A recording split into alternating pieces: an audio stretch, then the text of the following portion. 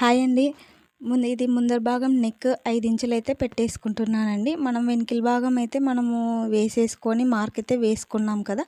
ఆ వేసుకున్న దాని మీద ముందర భాగం వెనకల భాగం గుర్తుంటుంది కదండీ! దాని మీద ముందర భాగం నెక్ అయితే 5 ఇంచులు పెట్టేసుకోవాలి. తర్వాత మనము సంక దగ్గర రౌండ్ షేప్ అయితే తీసేసుకోవాలి. ఇది రౌండ్ అయితే వేసేసుకోవాలి. తర్వాత మధ్యల భాగం అండి, మధ్యలోదనమాట సెంటర్ పార్ట్ క్రాస్ బెల్టులను వదిలేసి షోల్డర్ నుంచి భుజాల దగ్గర నుంచి క్రాస్ బెల్ట్ వరకు ఎంతైతే వస్తుందో అంతవరకు మనము వాళ్ళది ఎంతైతే ఉంటుందో సేమ్ కరెక్ట్ కొలత అయితే పెట్టేసుకోవాలి. ఎక్కువద్దు తక్కువద్దు మనం చూసుకొని తర్వాతకైతే మళ్ళీ పెట్టుకోవచ్చు. తర్వాత మనము కాజాల పట్టి తీసుకోవాలన్నమాట.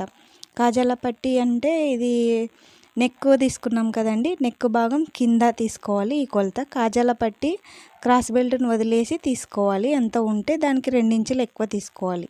పైన నెక్ చూస్తున్నారు కదా, ఆ నెక్ కింద ఈ భాగం తీసుకోవాలి. తర్వాత సంక భాగం అన్నమాట.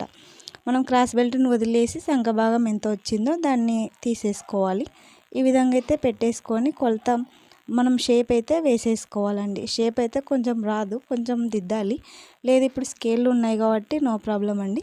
ఈ విధంగా నెక్ పెట్టుకొని కాజాల పట్టి పెట్టుకొని తర్వాత సెంటర్ భాగం పెట్టేసుకొని తర్వాత సంక భాగం పెట్టుకున్నాక ఈ విధంగా రౌండ్ షేప్ అయితే వేసేసుకొని సంక దగ్గర లోతు తీసుకొని ఈ విధంగా అయితే కట్ చేసుకోవాలి. అంతేనండి. నచ్చితే లైక్ చేసి సబ్స్క్రైబ్ అండి. బాయ్.